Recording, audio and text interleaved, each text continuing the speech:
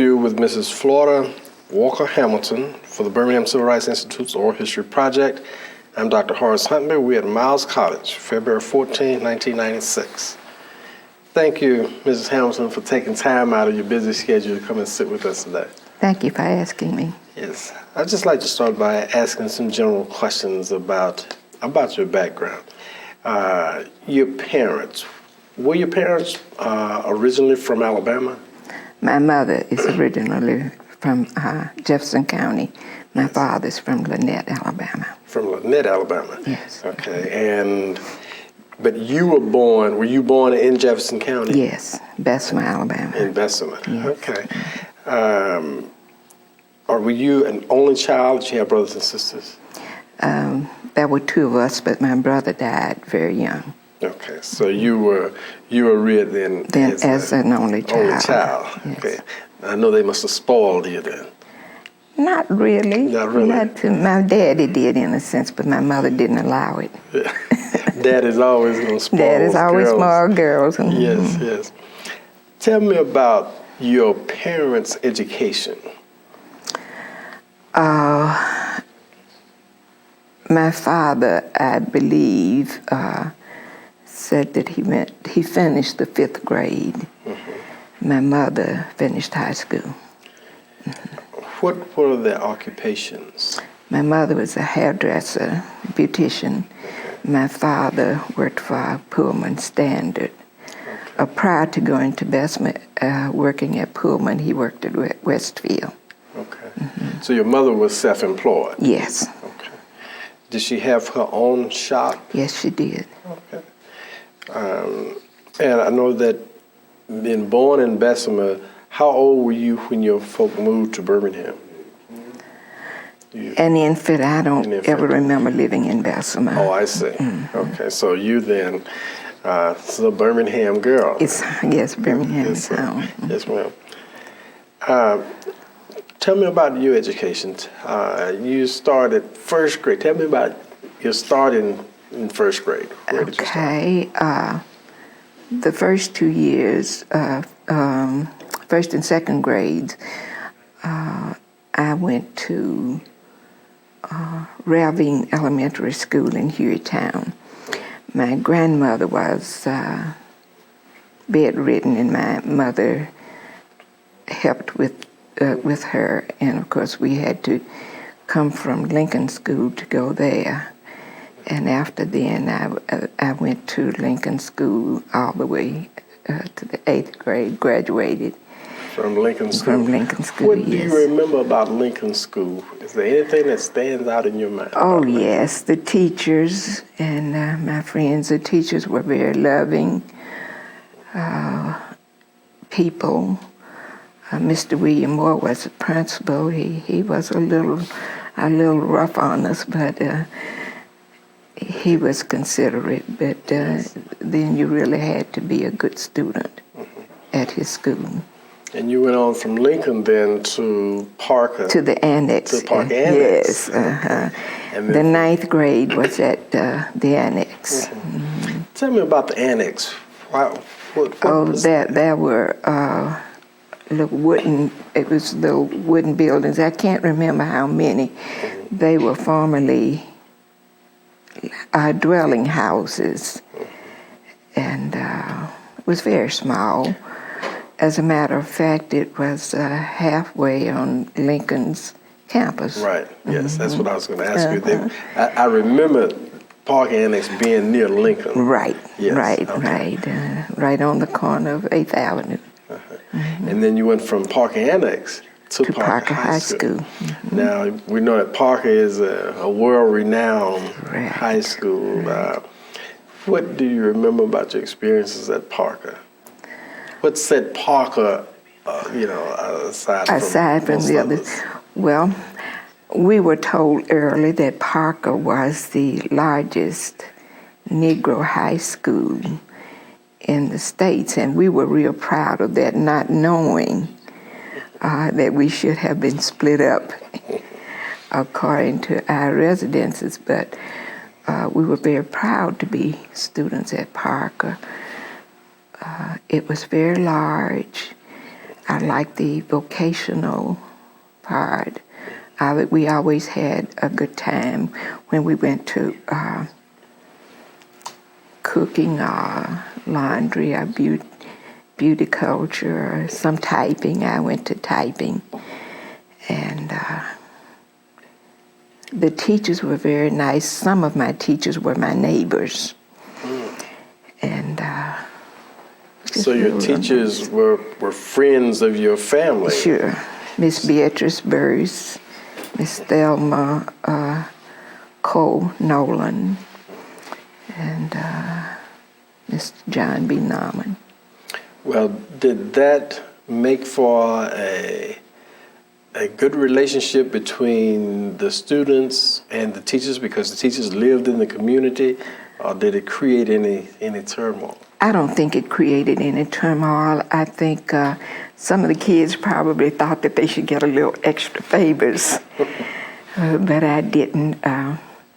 My mother did Mrs. Burris's hair, and Miss Cole's hair. At that time, she was Miss Cole. And of course, Miss Cole was very tough on me because she was like a family member.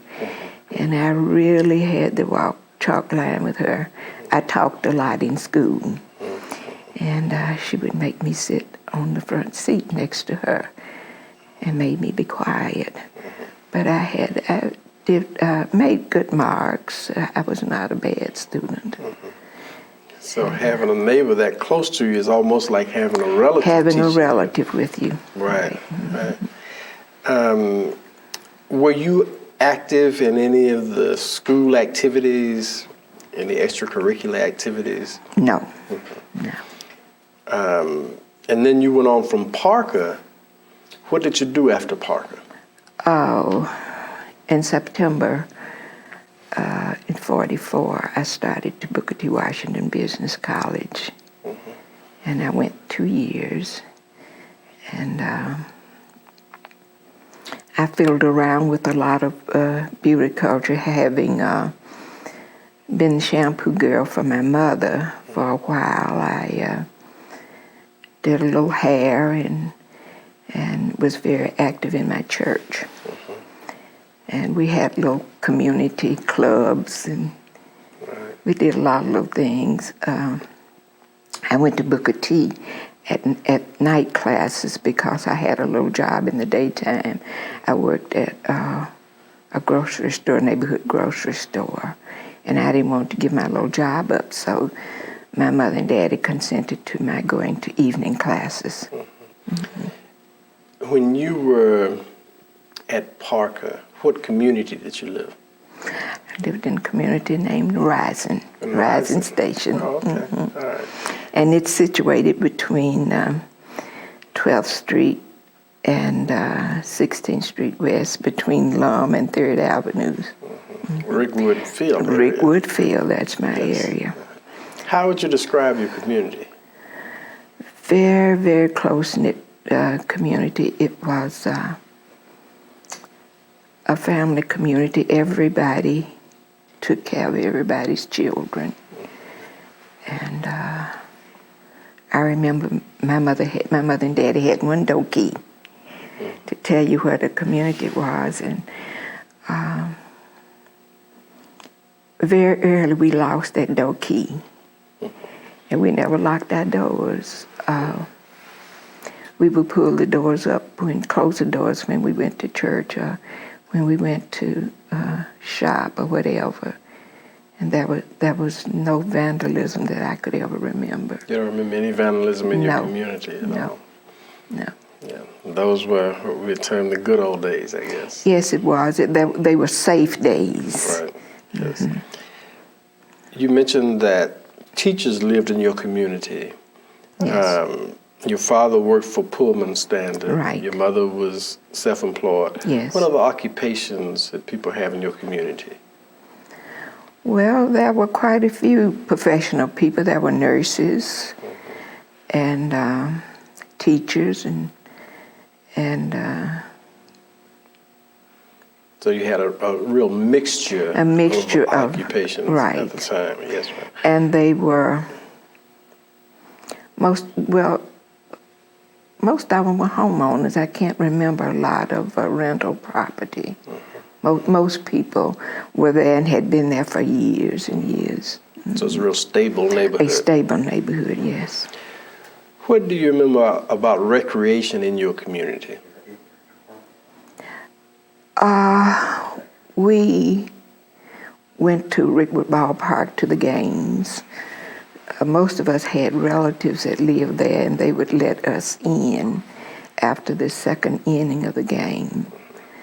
And we went to movies. We had a lot of community dances and church activities. Community dances. Where did you have the dances? At homes, different homes. Different homes. Okay. Yes. What was your community's relationship, if you know, to the Birmingham Police Department? I don't really know. Because we seldom saw policemen in our community. There was never any incidents that you can remember? No, in your unless community? there was a fire.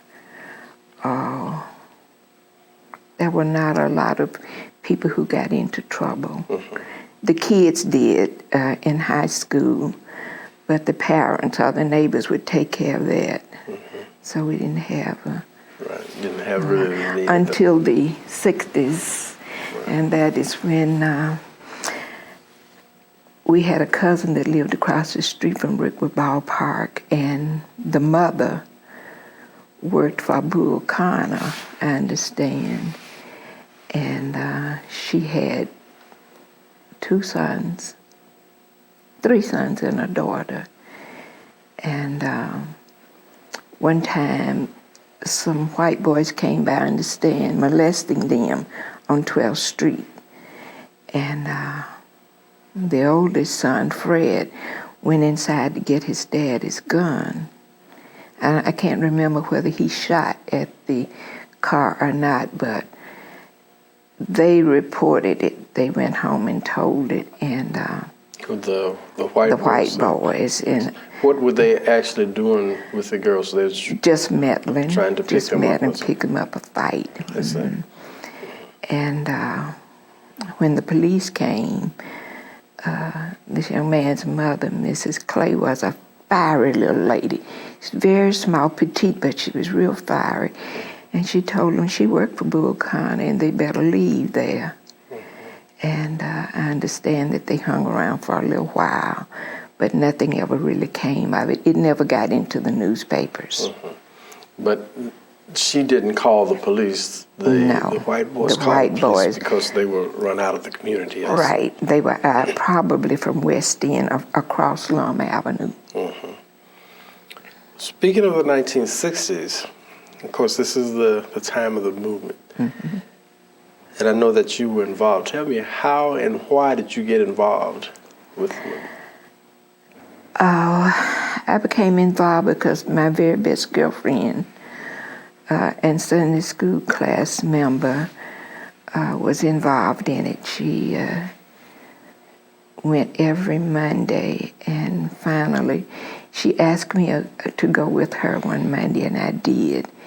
And we never stopped. I went to every meeting, all of the extra activities that were going on, and I just became a part of it. Do you remember what year you actually started? Was this prior to 1963 when Dr. King? It was when Dr. King first started coming to Birmingham, very early 60s. 61 or 62. 61, I believe. Right.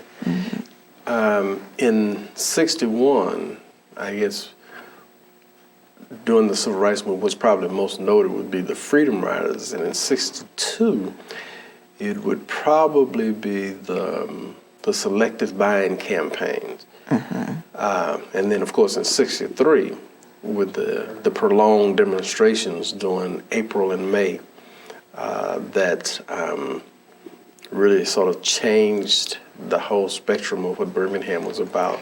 It did. Were you involved in any of that? Yes, I was. My father-in-law was, of course, from the old school, And my kids decided the Easter of 62, yeah, that they were not going to have anything new for Easter.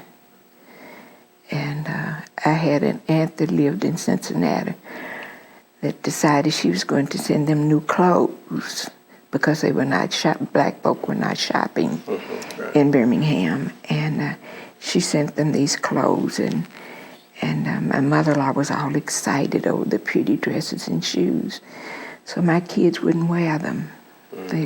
They got together with the neighborhood kids and the kids that went to the civil rights meeting, or their parents, and they decided they would wear old jeans, and the girls would wear loafers and no socks.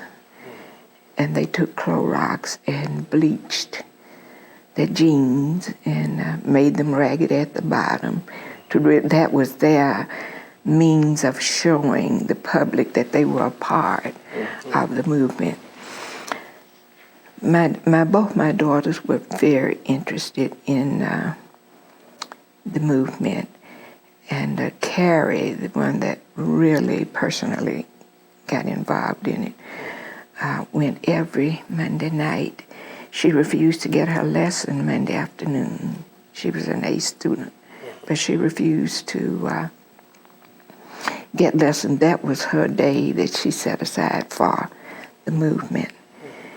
And we had problems with my in-laws about the civil rights movement because he thought it was an effort that He, meaning was your in vain. father-in-law? My father-in-law, yes, he was from the old school. But my husband was very supportive of it. He worked at the post office and was off on Saturday nights and Sunday nights. And of course, he had to go to work Monday nights. But he always was sure that we had transportation to the movement and back home. So you attended then many of the mass meetings? Yes. We became very friendly with Reverend Fred Shuttlesworth. He visited our home a lot. My husband was a minister, and they became friends. I think they knew each other before, casually. But we were very interested in the movement. Well, although your husband was not able to attend Monday night meetings, was he actively involved? Yes, on Sunday mornings he would always tell the congregation that he did not want them to shop. And he was a person that was well respected in the city of Birmingham. And He had a church, right? yes. A church was he At that time, he pastored Morning Star Baptist Church in Sherman Heights. And a lot of the teenagers through him became involved. This is when the kids were staying out of school. He encouraged the parents to let their kids stay at home and become involved in the movement. And they did. I think we must have had about maybe as many as 30 or 40 teenagers that would meet at our house. And I would get my friends, and we would either walk downtown or we would ride down, whoever had cars. We would ride to a certain spot and get out and walk downtown. Did you live in Sherman Heights at the time? No. I never lived in Sherman Heights. We lived in Rising. Oh, you lived So in Rye? we would walk up 3rd Avenue downtown. I see. How would you describe the typical mass meeting?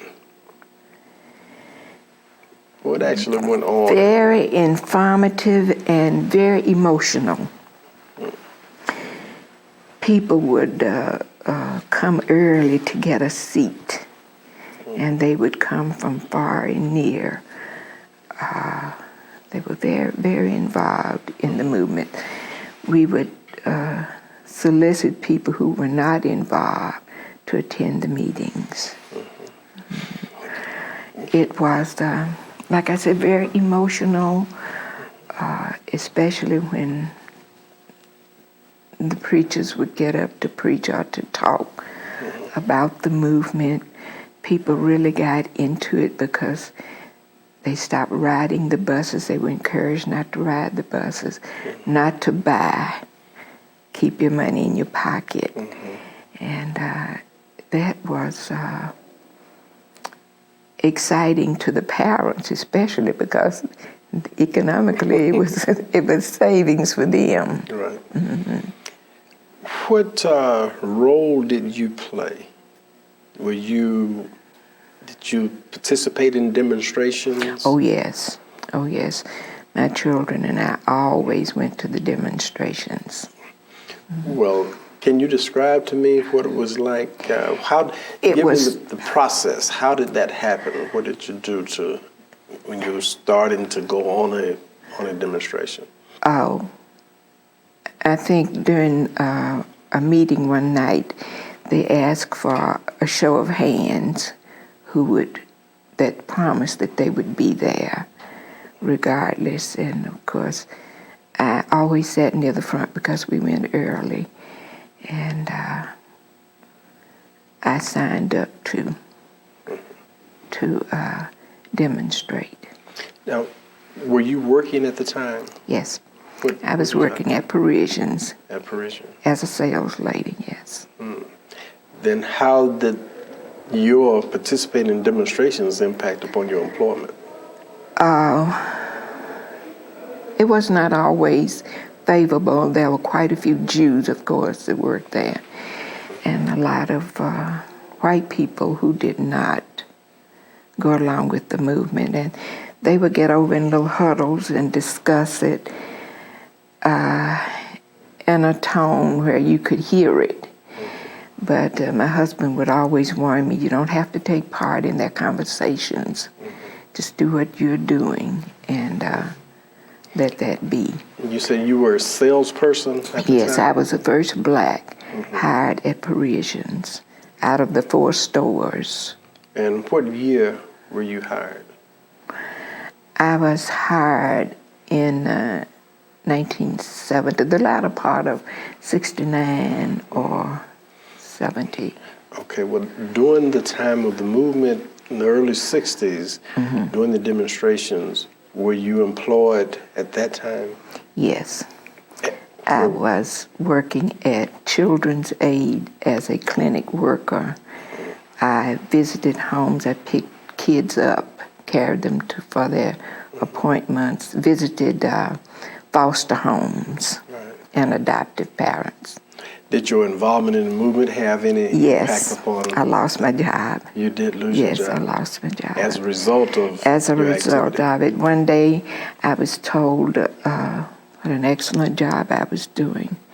And the next morning I got to work, I was told that my services was no longer needed. Did they give you any further explanation? No. And that was it? That was just it, yes. What did you do as far as employment after that? Oh, I went back. Prior to those jobs, I had worked in a doctor's office, and I went back to work for OBGYN clinic. Was this a black clinic or a white No, clinic? white. Okay. Doctors Woodall, Barnett, and Klein. Your involvement then did not have any negative impact upon your employment there? No, not with the doctors, with the patients. Some of them were very negative. They didn't want you to do their vital signs.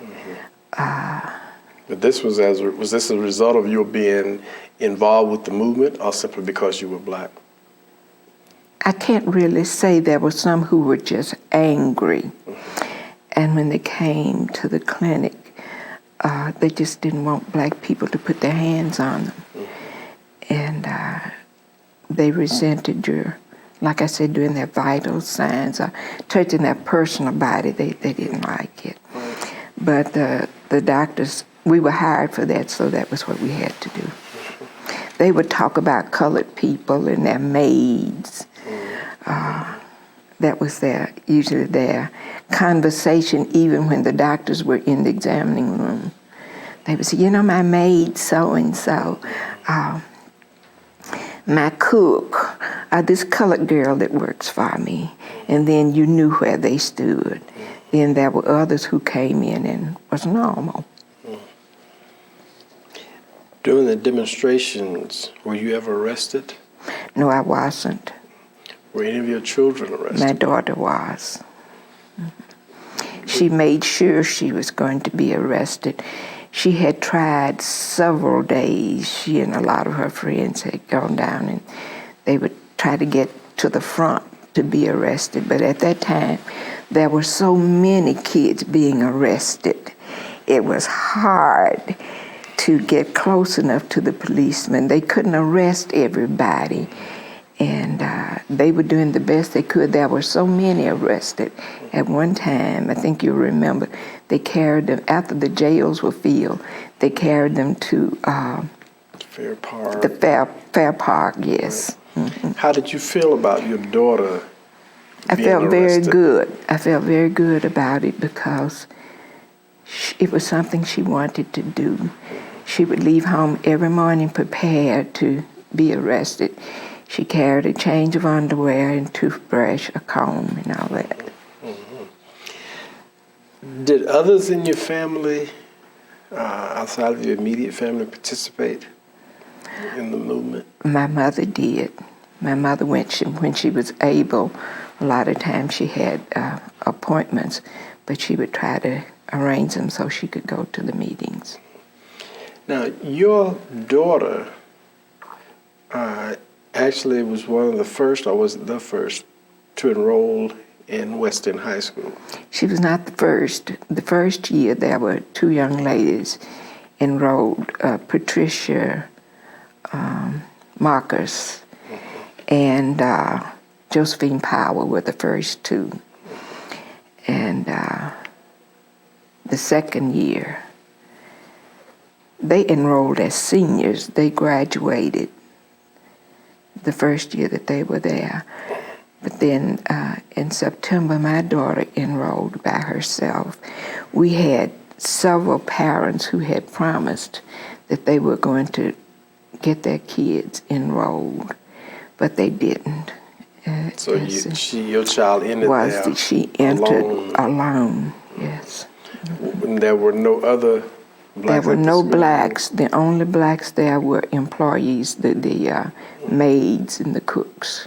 What was that experience like? It was terrible. My husband had to sign papers stating that we wanted to enroll our child at West End High School. And we had to sign papers as though we were going to buy a house. Our credit check had to go through, it had to be approved. And how long we had been living where we were, and whether or not he had been arrested. They were all just questions that you would not believe. Character. Right, it was a matter of character, right. Yes. Mm-hmm. Tell me what stands out in your mind most about that experience? The first day of school. The media was there, ABC, NBC, and all the local stations. There were state troopers, there were policemen everywhere. It was like, in this day and time, we would respect that day as a celebrity coming to town. We did not have anybody going to school with us to enroll, but just the parents, my husband and I, and Carrie. And we had a space reserved. My husband was going to park where he wanted to, but the policeman told him to back up and get in that space. Well, then I was a little frightened. I didn't know what was going to happen to my child. When we got out of the car, the policeman told the others to just stand back. These people that had congregated. Sure, they were there. Some of them had on old overalls, the things that hook over. The billboard overalls. Yes. Mm-hmm. They had on old ugly plaid shirts, old typical white folk. Mm-hmm. And They were hollering, "Niggers, go home. We don't want you niggers, go home." And it did not excite Carrie at all. She got out of the car with her head as high in the air as she could, and she says, "Good morning, good morning, good morning." We were a few minutes getting to the front steps of the school.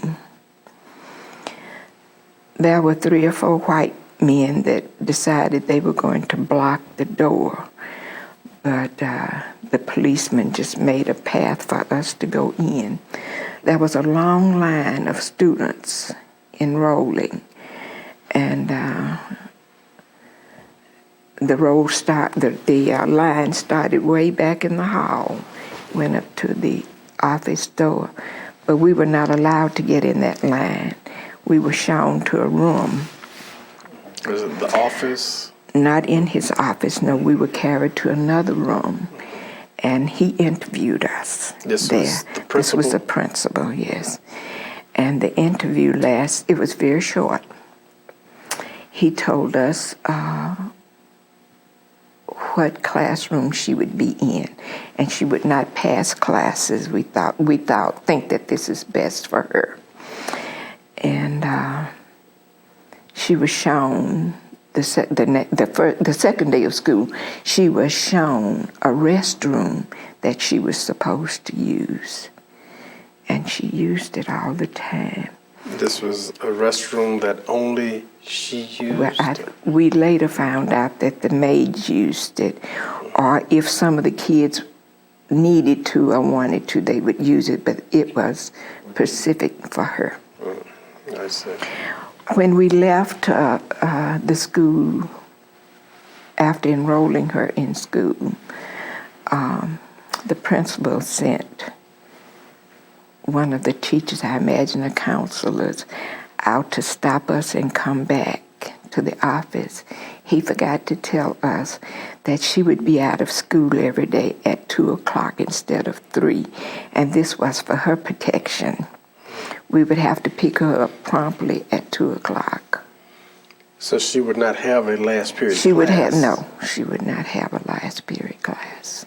And was she a senior at the time? No. She was a junior? She was a junior. No, she was a freshman. Oh, she was a freshman? Wait, no. This was her second year because she went to Parker the first year. Okay. What year was this? 64, I do believe. Mm-hmm. I do believe it was 64. Right. How did you feel leaving your child there under the circumstances? It was very trying times for me. I wondered all day what was happening to her. Were they jumping on her, or were the teachers mean to her, or what? She chose to take a sewing class because she was interested in sewing. And she had the experience, and she could do pretty good. Every time she would make a garment, when it got to a certain point, she would have to take it all loose and start all over again. From the instructions from her instructor? From her white sewing teacher. She was never able to really do anything right. We were told the second 6 weeks that she would have to have a tutor. She had been an A student all the way through Princeton School. And her first year at Parker, she was an A student, but all of a sudden she needed a tutor. So her daddy enrolled her at Hayes High School with Mr. Ralph Harris, who is now deceased. And I carried her 3 days a week to be tutored. How was her grades? They pretended they were better, but she had the ability to do A student work all the while. But I think she pulled up some D's to C's and finally to B's. How did she react when she came home as a result of her experiences at Weston? She didn't talk a lot about it, but we knew that she was having bad experiences at school. I would try to talk to her about it, but she was, from day one, even as a small kid, a child that was not afraid of anything. One day at work, one of my coworkers, this is during the doctor's office time, asked me how was she doing. I said, she's fine. She said, well, how did she come out from the little incident? I said, little incident? She says, yes. I said, she hasn't had any incidents at school. And she said, oh, yes, she has. The school didn't notify you all? No. Carrie didn't say anything? I said, no. We didn't know. I said, tell me what happened. Then I just got real scared, not frightened, I was scared, because I didn't know what had happened to her. And she said, well, she went in, she found out another restroom was up the hall. So she went in to use it, and all of the white girls were in there having a good time, chit-chatting. And she put her books on the counter and went into the little stall to use the bathroom. And when she came out, this little white girl just took her hands and knocked all of her books off of the counter on the floor. She asked her to pick them up more than once. And she says, pick them up yourself, nigger. And as a result of that, I understand my daughter just tore her up. And the maid was there, and she said she didn't try to stop the fight. The other kids got scared, and they all went out except 2 or 3. And she said when she had whipped the little girl enough, she thought she made her get up off of her, and she picked her books up and put them on the counter. We never heard anything officially about it. Carrie never told us about it. She never said anything. So a day or 2 after then, I had discussed it with my husband, and he said, did she whip her real good? I said, well, Florence said she did. I don't know. After then, she didn't have any more problems with the students. But she said in classes, when they would go to classes, they would always want her to sit in a certain row. What, Carrie, why don't you sit over there? And she would always tell me, I'm comfortable where I am. But that was the only real incident that we heard. They would heckle her and harass her outside of the school on campus, but I don't think she had any trouble, if any, not very much inside. But the principal was very prejudiced. He lived, we thought it was because we were in somewhat the same area, and he lived in this old rundown brick house. Do you remember GES on 12th Street, GES store, just right off Lillam Avenue? Right, yes. He lived in the little brick house right behind it, and I think at that time, the black people in our community, homeowners, were very careful about how they kept their surroundings, and he probably had an inferiority complex about it. Mm-hmm. Your daughter graduated from West End? Yes. What was that experience? And that was another experience. We were told that we could only have 3 invitations. We were only given 3 invitations. Is that customary to be limited? No, because the auditorium did not hold that many people, she was told. And that Sunday when we went to graduation, my husband gave his seat up to my mother because he thought that she had went through so much with Carrie. She deserved to go to the graduation. And at the last minute, he decided he was going. So we all went in. There were 6 of us. Nobody said anything, but we were ushered up to the balcony. So we sat in the balcony, and we were like little flies. We were the only ones there. There were others in the balcony as well? No other blacks, but there were whites. There were other they were faces. scattered. Yes. So, with her then graduating, now was she your oldest daughter? No, she's the second child. She's the second child. Yes, sir. Okay. How did her experience impact upon what she would do later on? Did she? At first, she was arrogant toward blacks. She was arrogant toward whites. She hated white people with a passion. We had thought of seeking counseling for her because she was just arrogant. She didn't know where she stood. She didn't know what she wanted to do. We wanted her to go to then Howard University. And the reason why we wanted her to go, we went, I had a relative that was in a sanatorium when she was very small. And we were going to visit this relative one Sunday. And she passed the school and she said, "Oh, Daddy, look at that pretty school.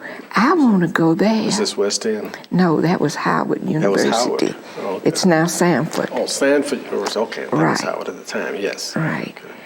And at certain times, she would want to just ride by and see the school. And one Sunday, this particular Sunday, she kept saying, "Daddy, please send me to this school. I want to go there." And he said, "Baby, you can't go over there." And it was hard for him to say that. And she kept saying, "Daddy, why can't I go?" She was very small. She was standing up in the back of the car, beating on the seat. And she says, "Daddy, I want to go. And he said, "You can't go there." And he said, "It's too far from home." She says, "We got a car." And he finally had to tell her that she was a little black girl and black kids didn't go over there.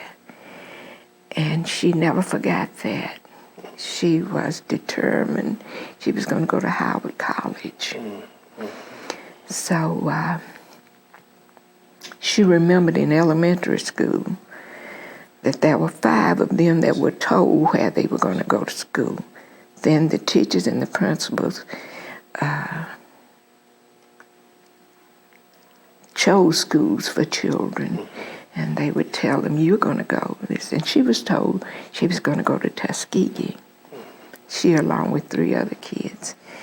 And he said, "We're going to go to Tuskegee after she graduated." No, before, when we had to sign, when you're getting ready for them to go to school. And she said, "I don't want to go to Tuskegee. It's a black school. I'm going to go to Howard College." And we got Mrs.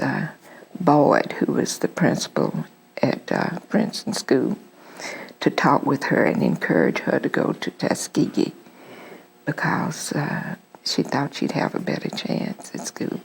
She went to Tuskegee and did quite well. But there was some they had a board meeting or something there the first year of school. And of course, there was an incident that grew out of it because of her, because something was said in the student council meeting, and when they got to the stage, it was different. And was this when the students took over the school, and they actually locked the trustees into this building? Locked the trustees. Was she a part of that? The instigator. She was the instigator. And a couple of the kids that knew us called us and told us to get down to Tuskegee right away. We went down there, and they had hid her.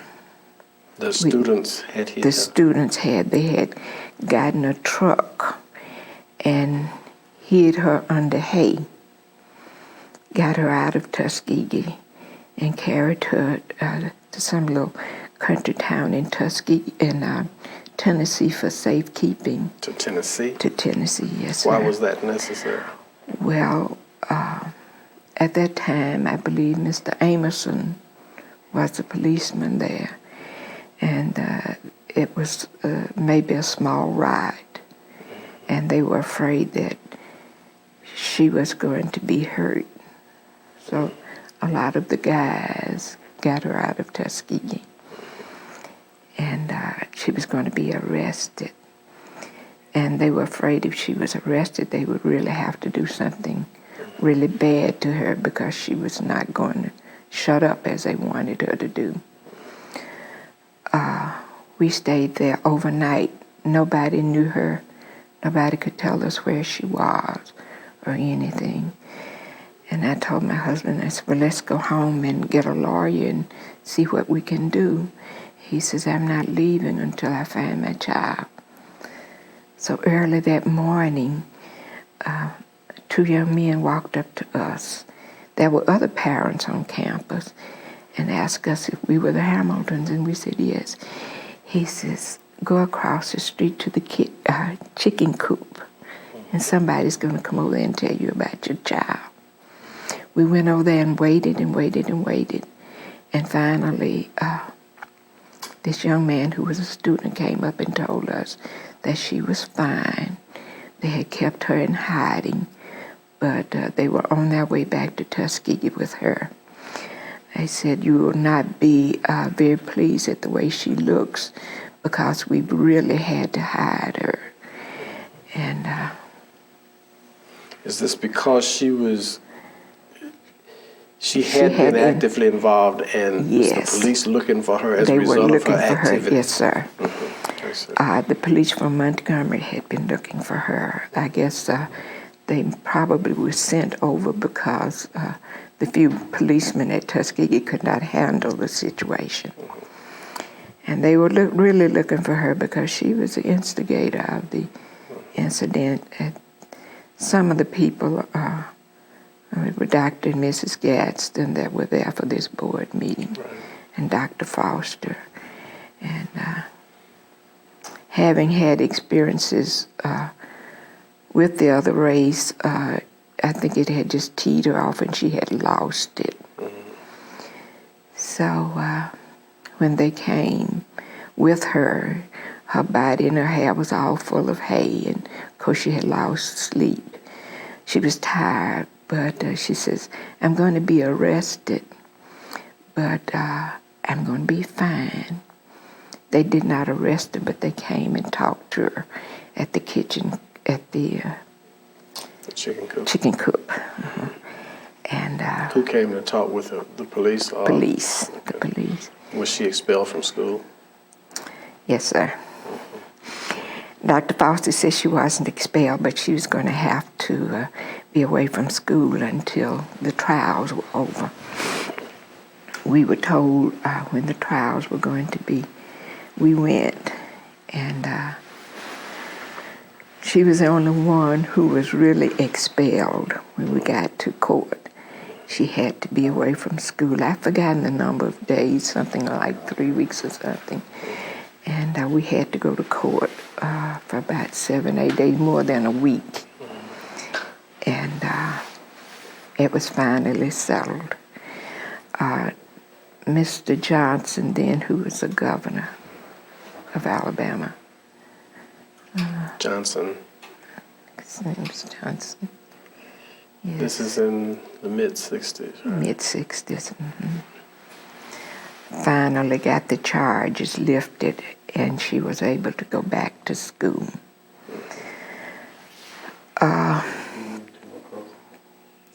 It was no trouble, no problems after then. Her second year, at the beginning of her second year, she became engaged to Earl Locke, Earl Dean Locke, who was a senior at Tuskegee. He was in the ROTC. They got married at the end of the year.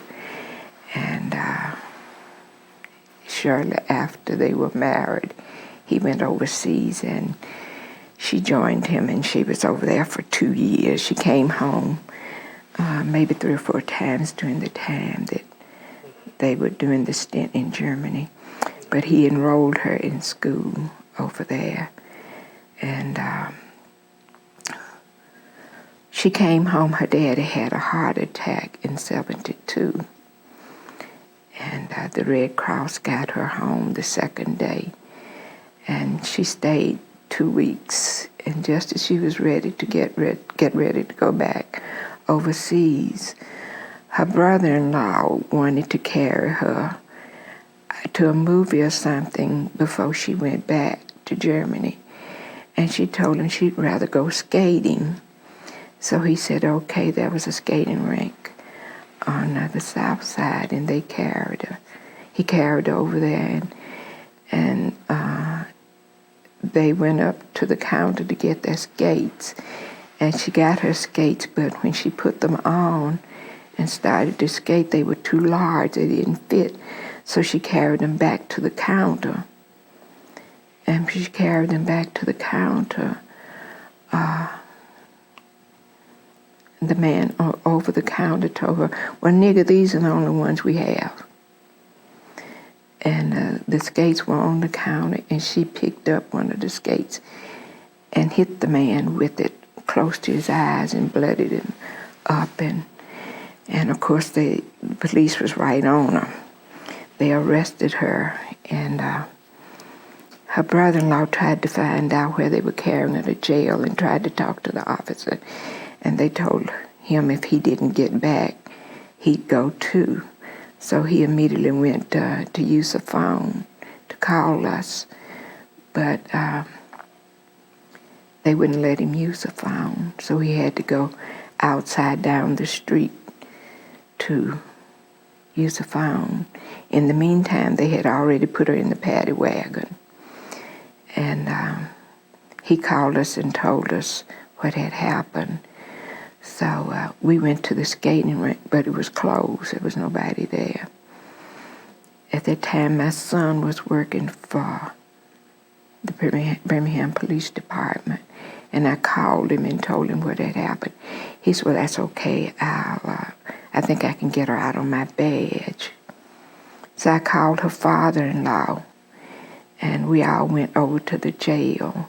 This must have been around 9 or 9:30 when it happened. We waited there until 1 o'clock, and they had not brought her in. I was scared to death because I knew if they attempted to bother her in any way, they were going to have to kill her because she's that type of person. And the matron came out and talked to her. We were constantly requiring if she had been brought in. And no, she's not here. So finally, my son got off at 11, and he came. He said, I think I can get to the back. And they told him she had not been brought in. So we were just frantic. We just didn't know what they had done with her.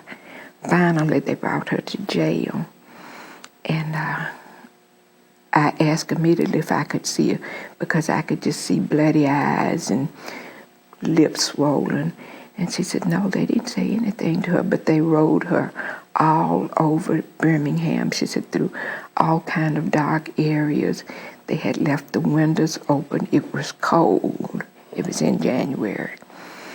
And she said she was about to freeze. She just wanted to get some coffee. They fingerprinted her upon her request. They just wanted her to go home. Just go home, take her home. She says, I refuse to go home. I want to be fingerprinted. I want my picture taken.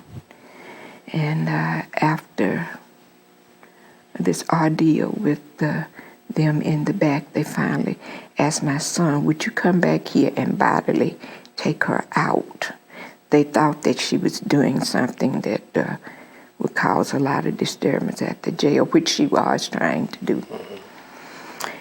We got home, and they told us when we were going to go to court. So that night we went, the night of court we went, and I called her father-in-law, who was very supportive, and told him about it. We went to court, and he said he got every penny he had out of the bank because we didn't know what we could do to keep her on the ground. And when we got to court, the judge was Peter Hall, Mr. Hall. And her attorney was Mr. U.W. Clemens. When I saw those faces, I was a wee bit relieved. And we had asked her, please don't act up when you get to court. And she sat in the back. And the court clerk says, Carrie Hamilton Locke. And she wouldn't move. And he called her the third time. She says, that's not my name. My name is Mrs. Locke. And she wouldn't go down front. So Mr. Hall knew her. He said, Miss Locke, would you come down, please? Maybe you didn't hear your name in the back. And there was some black guys there that were probably there for petty cases. And I didn't know we had talked to her and asked her to be nice. And when Mr. Hall called her, he says, come on down, Miss Locke, please. And she stood up, fixed her hair, pulled her coat up on her, and strolled down like she was going to Fifth Avenue. And all of those guys were just urging it on, you know, just clapping. And he said, order in the courthouse, Judge House is order in the court, order in the court. And he finally got them quieted down. And I think he charged her $25 or $50 or something for cost of court. That was the most relieved time, I guess, of my life, because we were so afraid she was going to be sentenced for disorderly conduct. They would sentence you then for anything. So she's been a rebel. She's been a rebel all of her life. She met with Angela Davis during the early times, and she was working for the telephone company, waiting to go overseas. And she tried to look like Angela Davis. She bought a wig that was big afro. And when she would leave home, she would try her best to get arrested somewhere between there and where she was going. She joined the Black Panthers, and she was just a rebel. She was just a rebel. But her daddy supported her through all of it. He never threatened her or anything. But he did say, well, I'll be glad when we can get you back home. Because Earl said he always kept her busy because she would get into things, and he knew she would. She'd look for trouble. Did you think that she had been affected adversely as a result of what took place at West End? At West End, yes, sir, I do. I do. Mm-hmm. Oh, Mrs. Hampton, I'm certainly glad that you would take your time out to come and talk with us today. Thank you. Is there any other thing that you have not talked about that you would like to just share with us before we end this today? Yes, I'd like to tell of one incident when, at one time when she had been back home. She was on the plane going back to Germany, and as I said, she was very hateful of white folk. And she said, this is when the Lord changed her. There was a very poor white mother who was on her way to Germany that had 3 small children. And the baby was very sick, and they asked if there was a doctor or nurse on the plane. And she told them, well, I'm not a nurse, but I've had some training. She said she took the white baby, and when she came to herself, she had the white baby in her arms. She started to just throw it on the floor. But she cuddled it and got the baby quiet. And she knew then that the Lord had changed her heart, because she was just real mean before that. What is she doing now? She's with Win Radio. She's in advertising. Mm-hmm. Mm-hmm. Good.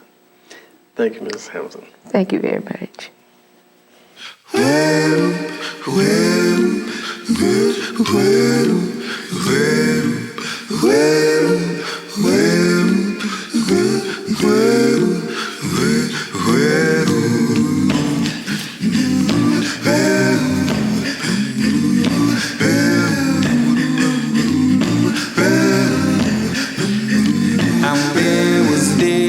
there was night. And there was dark and there was light.